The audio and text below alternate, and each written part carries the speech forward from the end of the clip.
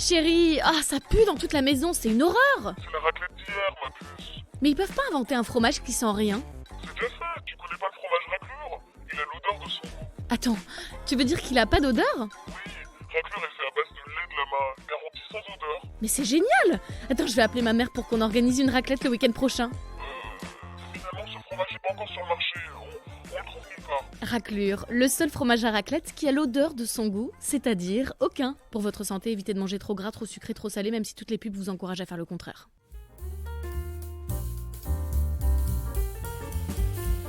Ne le dites pas mes chefs, le podcast d'une humoriste pas très vaillante, réalisé par Laura Taouchanov, épisode 14. Salut tout le monde, j'espère que vous allez bien, que vous êtes en forme. Moi ça va grave bien, pour une fois je m'enregistre pas au saut du lit, donc j'espère avoir une voix un peu plus normale, un peu moins dépressive, parce que quand tu t'enregistres avec la voix du matin, t'as un petit peu l'air d'avoir une petite dépression quoi. Comment vous allez ? Moi ça va, je viens d'ouvrir Insta par contre, et je suis tombée sur une vidéo BFM. Un homme amputé d'une testicule après un coup de matraque d'un policier. Ma douce France, comme tu me manques. Et j'ai un mec aussi qui m'a appelé juste avant que j'enregistre là, et je crois que ça doit être le Free ou le compte formation là, CPF. Il a dit Bonjour, je suis bien avec madame... gros blanc, rien à foutre, je le laisse galérer. Avec madame... Moi j'ai dit oui, et là il a raccroché. C'était trop pour lui mon nom. Mais il faut qu'on arrête avec mon nom, il n'y a rien de compliqué bordel, c'est phonétique, il suffit de lire Taouchanov, c'est pas compliqué. Vous lisez en fait, ou alors vous faites comme à l'école, vous mettez votre petit doigt, je comprends pas. Mon pauvre arrière grand-père, il doit se retourner dans sa tombe, parce que c'est lui qui nous a donné ce nom. Il a été, donc mon arrière-grand-père bulgare, il a été capturé par les Turcs, ouais. Il a réussi à s'échapper de la prison et il courait tellement vite que les Turcs, ils n'ont pas réussi à le rattraper. Et donc, ils l'ont surnommé Taouchan, parce que Taouchan, ça veut dire le lièvre qui court vite. Ça vous fait plaisir d'avoir cette anecdote ? Super. Mais c'est l'histoire de ma vie d'avoir un nom écorché. Genre vraiment, les gens pètent un plomb quand ils voient mon nom, enfin, qu'ils doivent lire mon nom. Enfin, voilà. J'avais même fait un petit montage quand j'étais en alternance dans ma première radio, parce que la présentatrice, elle me tuait à chaque fois. Écoutez. Notre reportage, c'était hier. Laura Taouchanov. Vous êtes en ligne avec nous. Vous avez sans doute un peu de courbature ce matin. Sentier d'été. Et c'est la suite de notre voyage, le voyage de nos deux reporters. Elles sont ce matin Laura Taouchanov sur le GR 70, où on va retrouver dans un instant et Laura Taouchanov. Il est devenu l'un des sentiers de randonnée les plus appréciés des Français. Laura Taouchanov et vont le traverser. Laura Taouchanov. Alors je vous parle, ma maison sent les pieds, c'est immonde. On a fait une raclette hier. Oui, on trouve du fromage à raclette en Irlande dans un grand magasin bien chicos. Tenez-vous bien, j'ai payé 30 balles le kilo. Alors qu'en France, au supermarché, tu t'en sors pour 10-12 euros quoi. Merci, bonsoir. Donc j'ai acheté du fromage pour 10 personnes, 60 balles. Allez, prends ça. Et c'est trop bizarre, vous trouvez pas le décalage entre le goût et l'odeur ? Genre, ça sent vraiment les yep dans toute la maison, ça me dégoûte. Alors qu'en bouche, c'est un fromage qui a pas vraiment de goût, enfin c'est trop bizarre. Anyway, cette semaine, il faut que je vous raconte mon premier cours de stand-up. C'était mardi dernier. Genre, j'ai trop des potes qui m'ont demandé de raconter. J'ai dit, tu veux pas juste attendre l'épisode de la semaine prochaine ? Parce que j'avais la flemme de raconter 2 fois. Du coup, c'était trop sympa. Mais plus limite sur le côté expérience sociale. Parce que vraiment, le groupe est hyper sympa. Il y a tous les âges, tous les profils. Voilà, on est à peu près 15 ou 16, je crois. Et oui, pardon, je vous ai peut-être pas expliqué si vous n'avez pas écouté les épisodes d'avant. J'ai commencé une formation de stand-up qui dure 2 mois et demi à peu près, enfin jusqu'au mi-mars. Et à la fin, on doit tous faire un plateau de stand-up de 3 à 5 minutes. Donc voilà. Et du coup, ouais, trop sympa. Et c'était plein d'exercices d'impro. Et alors, d'entrée de jeu, le prof nous dit n'essayez pas d'être drôle. Faut pas être drôle. Et j'étais en mode attends, mais je me suis trompée de classe ou comment ça se passe ? Mais non, parce que plus t'essayes d'être drôle, moins ça passe. Et pas de sport finalement. Ouais, je vous disais dans l'épisode précédent, je crois, que j'avais un peu peur parce qu'on avait reçu un mail de présentation qui nous disait venez en tenue de sport parce qu'il y a du mouvement. Et moi j'étais en mode wow, non, flemme. Mais non, je pense qu'ils envoient le même mail à toutes les formations. Nous, clairement, on n'a pas de mouvement. Alors que je sais que dans la classe d'à côté, c'est une formation de comédie, enfin de comédiens, quoi, d'acteurs. Et eux, j'ai parlé à une meuf qui était dans ce groupe-là, ils doivent se rouler en boule, imiter une pizza, un ananas, une crevette. Mon Dieu. Je suis tellement contente de ne pas faire ça. Genre flemme. Et donc voilà, plein d'exercices d'impro comme ça pour qu'on apprenne un peu à prendre la parole. Donc on devait se couper la parole, par exemple, pour qu'on prenne possession de l'espace, voilà. Et à un moment, et donc un des exercices, c'est on est par deux et la personne dit j'ai peur d'un truc et toi tu dois répondre un truc pour la rassurer. Et moi j'ai paniqué. Il y a une meuf qui me dit j'ai très peur des serpents, je sais pas quoi. Et moi j'ai dit c'est parce que tu ressembles à un serpent. Je sais pas pourquoi c'est sorti tout seul. Et là tout le monde était en mode oh, et la meuf elle était un peu vexe je crois. Et je suis allée la voir, je suis désolée, j'ai paniqué. Non mais t'inquiète, c'est le jeu hein. Putain mais qu'est-ce qui m'a pris.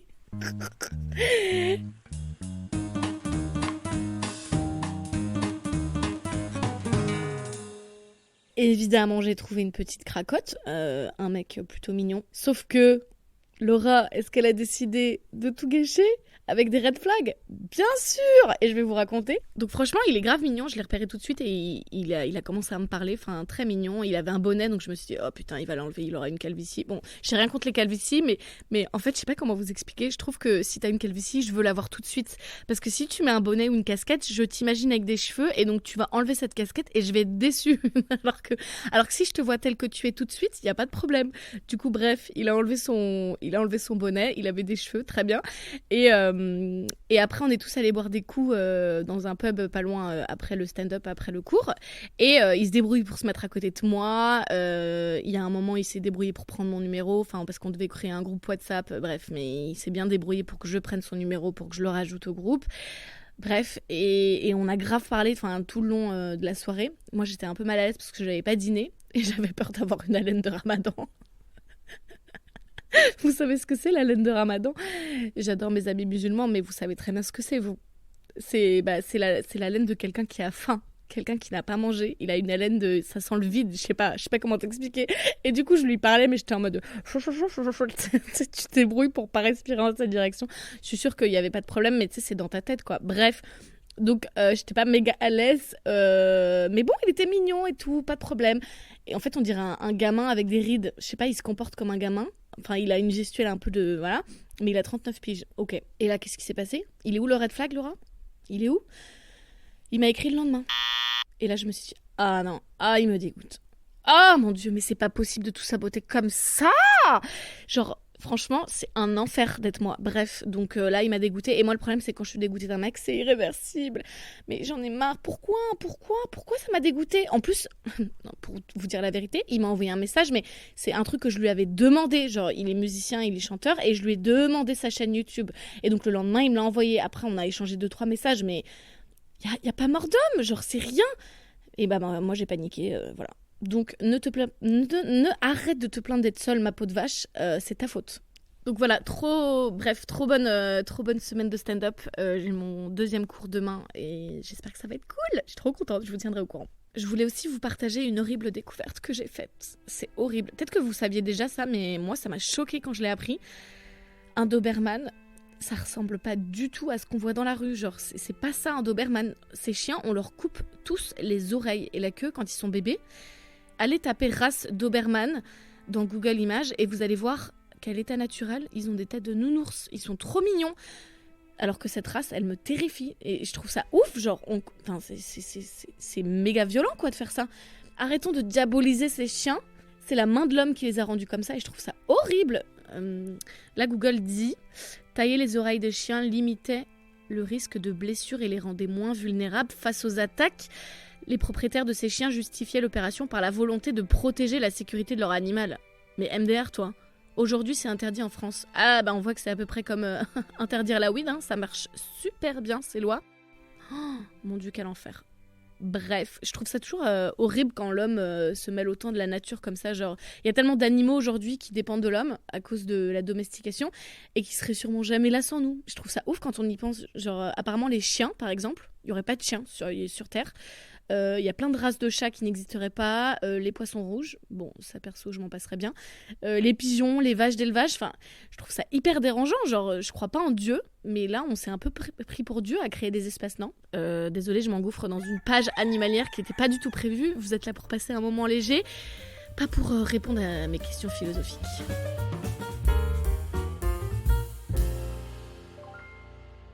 Waouh, ma transition est toute trouvée. Non, pas du tout, il n'y a aucun lien. Je voulais vous parler de moi. Ça change un peu, non ? Pour une fois, parlons de moi. Je voulais vous parler des changements, encore une fois, que j'observe à l'approche de la trentaine. J'ai 30 ans le 18 avril. Vous avez intérêt à tous m'envoyer un message. Merci, bonsoir. Et ça m'énerve de le reconnaître, mais je peux pas lutter contre. Dans ma tête, j'ai toujours l'impression d'avoir 17 ans, mais tout mon corps me crie que non. Tu as changé, Laura. Premier changement, je suis devenue méga maniaque. J'ai grandi avec une daronne qui faisait le ménage après la femme de ménage, ou même avant. Donc je pense que je suis en train de devenir pareil. Jusqu'à récemment, j'aimais quand la maison était propre, ouais, mais par contre, ma chambre, c'était toujours un bordel sans nom. Enfin, ça ressemblait à un magasin de fripes, tellement il y avait des vêtements entassés partout, par terre, sur le lit, la chaise, la moquette, enfin, un délire. Et là, je suis devenue méga rangée. Genre, j'enlève un vêtement, hop, je le range tout de suite. Genre, soit au sale, soit dans le placard. J'ai plus cette chaise-là. Vous savez, cette chaise où vous empilez des choses que vous avez portées genre une fois. Donc, c'est trop propre pour aller au sale, mais ça a déjà été porté une fois. Donc, on n'a pas envie non plus de le remettre au placard. Non, c'est terminé. Ça, tu retournes avec tes copains propres. Je veux pas te voir sortir. Donc, je range tout immédiatement. Et j'adore laver ma maison. Genre, j'ai fait une raclette, comme je vous disais, avec 10 personnes le week-end dernier. Mais je vous jure, en fin de soirée, j'étais contente qu'elles soient encore là. Hein. Moi, j'ai pas envie que les gens partent tôt, mais j'avais quand même hâte de tout nettoyer. Et c'est ce que j'ai fait. Je crois qu'elles sont parties vers genre minuit et demi. J'ai tout lavé jusqu'à 2h du matin et j'étais trop contente de faire partir tout le fromage et tout avec l'eau chaude, le liquide vaisselle. Et après, j'ai tout remis dans les placards et j'étais trop contente. Et la plus belle chose que j'ai vue en me levant le dimanche matin, c'est pas des croissants et du café chaud sur la table du salon. Non, c'est ma coloc qui a stické à la porte de la salle à manger parce qu'elle avait vu des traces d'une saleté quelconque. Oh, j'ai eu un coup de foudre instantané en voyant ça, en mode putain, c'est génial. Mais mon rêve, c'est de vivre avec un criminel qui passe tout à la javel pour effacer ses crimes. Autre truc que je remarque, je suis devenue méga raisonnable. Genre, j'ai compris que j'étais pas immortelle et je fais grave attention à moi. Je prends plus des risques inutiles. Mais du coup, j'ai perdu un peu mon petit grain de folie, je pense. Par exemple, je prends jamais ma voiture quand je vais boire. Never. Je suis en mode gilet jaune et casque à vélo. Je mets de la crème solaire tous les jours en été, même si c'est juste pour aller faire des courses. Je me démaquille tous les soirs, même quand je me couche tard. C'est fini le mascara sur l'oreiller. J'étais en Guyane avec des potes il y a un peu plus d'1 an. Et on avait fait une excursion sur une rivière là-bas. Et tu sais, t'as du rhum dans toutes les activités que tu fais. Enfin voilà, il y a du rhum partout. Génial, ok. Moi, j'avais bu genre, je sais pas, une gorgée. J'étais pas trop dans le mood pour de l'alcool fort. On venait juste d'arriver, donc j'avais un peu le décalage horaire. Je pense que j'étais fatiguée. Mes potes, eux, pas du tout. Ils étaient arrachés. Et après la rivière, on devait reprendre la route pour plusieurs heures pour rentrer chez ma pote. Et j'étais tellement vénère qu'on me laisse pas conduire alors que j'étais la seule sobre. Et que ce soit ces ivrognes là qui insistent pour prendre le volant. Ma pote, elle voulait conduire et j'ai fait une crise en disant mais c'est irresponsable, enfin c'est n'importe quoi, prendre des risques pour un truc aussi débile, je comprends pas, enfin en plus on met la vie des autres en danger, enfin franchement on va pas faire ça, c'est n'importe quoi. Et franchement il y a quelques années j'aurais trouvé ça excitant, genre un jeu de roulette russe. Je me serais sentie grave vivante, j'aurais ouvert la vitre, cheveux au vent. Ah là là, on risque la mort, c'est trop drôle. Mais vieille meuf, qu'est-ce qui a changé aussi ?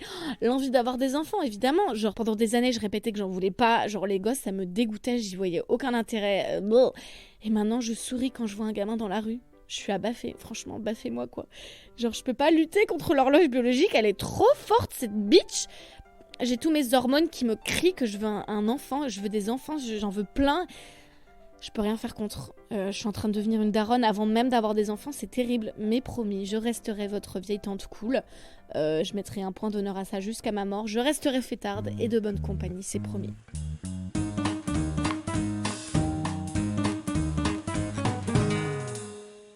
Le week-end dernier, je suis allée dans un magasin de robes de mariée pour la première fois. Et certaines robes, elles sont terrifiantes, c'est abusé, mais oh mon Dieu, comment on peut porter ça à un mariage? Ça part dans tous les sens, il y a du... trop d'informations. C'est fou les goûts, les couleurs, je trouve. Alors c'était pas pour moi, vous l'aurez bien compris, j'accompagnais une pote, une copine de Dublin qui se marie cet été.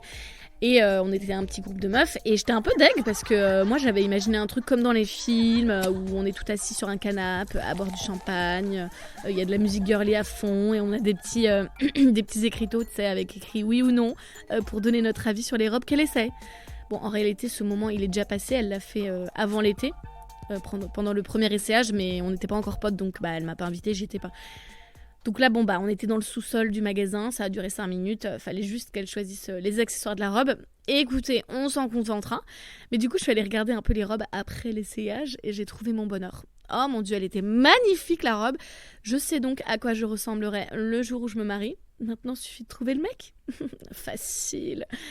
Facile, ouais, si j'arrête de les fuir. Je faisais visiter ma maison à mes copines, donc venues pour la raclette. On a bien compris, Laura a fait une raclette. Et en montrant ma chambre, elles m'ont dit un truc du genre « Ah là là, mais c'est trop un lit pour Ken, c'est trop bien et tout. » Parce que j'ai un grand lit, en fait, queen size et une chambre mignonne. Mais non, je me suis rendu compte que le seul homme que j'ai eu dans ce lit depuis mon arrivée à Dublin il y a 1 an, c'était mon ami Nico, que j'embrasse. Et j'ai adoré t'avoir dans mon lit, mais tu peux pas faire tout ce que j'aimerais qu'on me fasse. Voilà. Et en même temps, si je refusais pas toutes les propositions, peut-être qu'on n'en serait pas là. Hein? Mais c'est comme l'équitation, plus t'attends pour monter à cheval après une chute, plus t'as de l'appréhension. Et là, rien que d'imaginer un mec dormir chez WAM, j'ai envie de vomir. Donc d'ici mon mariage, clairement la robe elle sera partie, dans le magasin aura fermé, il aura été remplacé par un kebab ou une librairie. Écoutez, ainsi va la vie. Comme d'hab, je vais me choisir un petit mot de la semaine.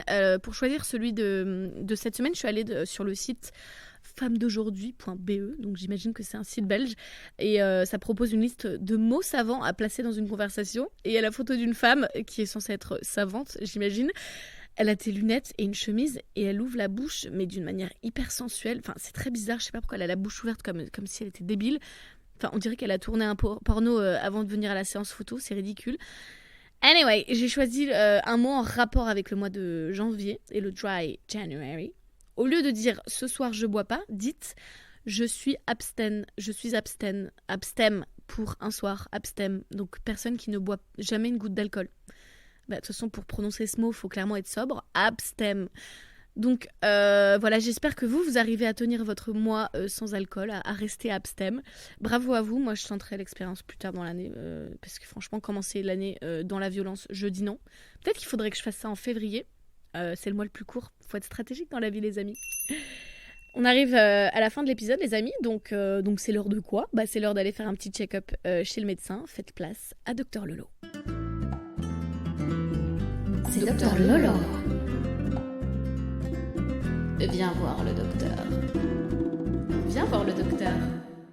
Cette semaine, on a un petit message de ma copine Marianne que j'ai rencontrée. Marie-Anne en deux parties. On ne dit pas Marianne, d'accord? C'est Marie-Anne. Que j'ai rencontrée en Irlande et qui m'a lâchement abandonnée 3 mois après mon arrivée pour déménager en France. Franchement, elle aurait pu calculer son départ. C'est pas cool. Mais Dr Lolo n'est pas rancunier. Quelle est ta question, Marianne? Vous avez un message. Bonjour, Dr Lolo. Eh bien, écoute, je fais partie de ces gens qui se sont fait licencier dans le monde de la tech. Et je me retrouve dans cette position confortable et aussi inconfortable de ne pas savoir ce que je vais faire maintenant. Est-ce que je fais ce que je sais faire depuis ces 10 dernières années à peu près et je retourne dans ce que je connais et dans la tech? Ou alors je prends cette opportunité pour, je sais pas, devenir thalato-préparatrice comme je voulais quand j'étais ado et qu'on m'a dit que c'était pas glamour comme métier. Qu'est-ce que je dois faire? Est-ce que je reste dans ma zone de confort et je continue à bosser dans les grosses boîtes américaines de la tech? Ou bien alors j'opère un virage à 180 et je pars ailleurs? Mais attends, Marianne, mais tu me connais ou quoi? Tu crois vraiment que je vais te conseiller de rester dans ta zone de confort? Mais jamais! En plus, moi, je crois grave à l'univers, ce licenciement. Il n'arrive pas par hasard. C'est un message. Fais un virage à 180 degrés. La vie, elle est trop courte pour se faire chier. Fonce! Par contre, tu vas être thanatopractrice. Attends, comment on dit? Thanatopractrice. tanatrice, ouais c'est ça. Donc pour ceux qui connaissent pas, c'est la personne qui fait les soins sur une personne décédée pour lui donner un aspect correct avant l'enterrement. Donc je crois que, sans donner trop de détails, mais si je vais quand même en donner, je crois que le thanato il vide la personne de son sang pour remplacer par, c'est du formol je crois, je sais plus, bref, un liquide pour éviter que la personne pourrisse globalement. Il y a du maquillage, enfin voilà, c'est pour rendre la personne... Pour faciliter le deuil de la famille et rendre la personne présentable avant un enterrement, surtout s'il y a Ah, comment on dit c'est pas un coffin, un coffin, je le mot en anglais. Comment on dit dans votre langue? Un cercueil ouvert. Bref, et moi c'était le métier de mon frère. Mais comment ça, t'as un frère? Oui, j'ai un demi-frère, on a le même père, donc il vit en Bulgarie. Et oui, ok, ça peut vous paraître chelou comme métier, mais vous êtes bien content quand votre oncle Roger il a bonne mine à l'enterrement. Bah voilà, c'est grâce à ces gens-là, ces petites mains de l'ombre. Du coup, j'avais regardé ces outils, il m'avait montré à l'arrière de sa camionnette. Et putain, mais ils utilisent du maquillage de compète. Genre, c'était des fonds de teint Make Up Forever qui coûtent super cher, etc. D'ailleurs, il m'en avait donné un. Neuf, je précise. Il n'avait pas servi à maquiller votre mamie Ginette, promis. Bref, Marianne, mais fonce. Par contre, faut pas trop avoir besoin de contact humain, de chaleur. Voilà, faut aimer le silence, quoi. Silence de mort.